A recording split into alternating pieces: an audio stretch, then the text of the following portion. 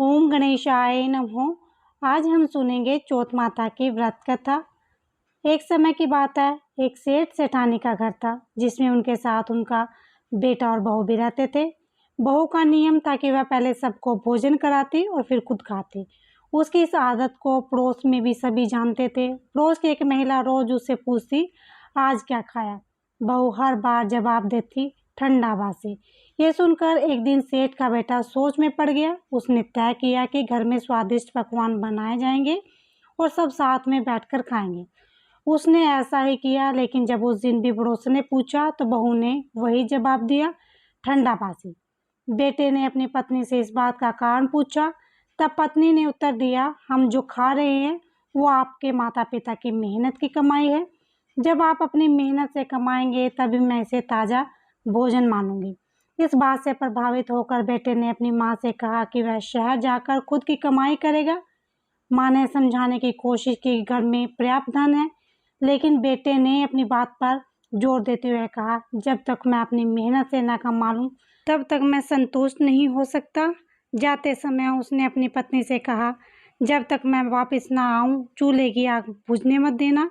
कुछ समय बाद घर में चूल्हे की आग बुझ गई। बहू को चिंता हुई कि कहीं वह कोई अशुभ संकेत तो नहीं।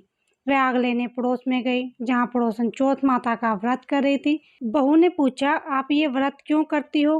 पड़ोसन ने बताया कि इस व्रत से धन धान्य और सुख समृद्धि की प्राप्ति होती है और मनोकामनाएं पूर्ण होती हैं।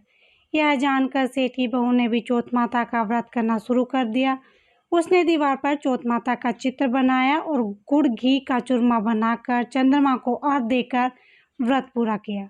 उसने पूरे विश्वास और श्रद्धा के साथ यह व्रत कई दिनों तक किया। चौथ माता की कृपा से उसके पति को एक दिन सपना आया। सपने में चौथ माता ने कहा, तेरी पत्नी तुझे बहुत याद करती है, घर लौट जा और दुकान खोलकर केंकू केसर का व्यापार शुरू कर, तेरा भाग्य खुल जाएगा।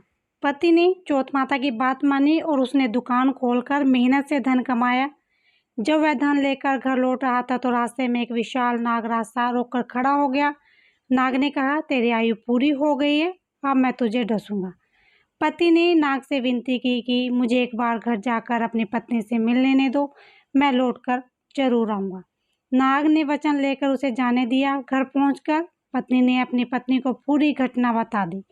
पत्नी ने उसे सतावना देते हुए कहा, चिंता मत करो, मैं एक उपाय करती हूँ। पत्नी ने 7 चरणों में तैयारी की। पहली जगह रेत डाली, दूसरी जगह इत्र रखा, तीसरी पर गुलाल और फूल सजा दिए, चौथी पर केंकू केसर रख, 5वीं पर मिठाई रखी, छठी जगह गद्दा बिछाया और 7वीं जगह दूध का कटोरा रख दिया। आधी रात को नाग आया, एक एक चरण पर रुकता गया, आखिरी कमरे तक पहुंचा। हर चरण पर वह आराम करता और कहता, बहुत मान सम्मान मिला, पर मैं वचन निभाने आया हूँ। अब नाग 7वें चरण पर पहुंचा तो चौथ माता, गणेश जी और चंद्रमा जी ने सेठ के बेटे की रक्षा करने का निश्चय किया। चंद्रमा ने उजाला किया, चौथ माता ढाल बनकर खड़ी हो गई और गणेश जी ने तलवार से नाग का अंत कर दिया। सुबह जब सबने यह दृश्य देखा तो हैरान हो गए।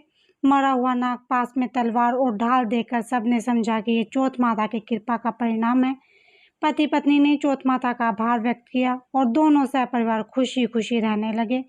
जिस तरह से चौथ माता आपने सेठ के बहू की मनोकामनाएं पूर्ण की, वैसे ही सभी की करना। श्रद्धा भाव से जो भी इस व्रत का पालन करे उन सभी की मनोकामनाएं पूर्ण करना। बोलो चौथ माता की जय।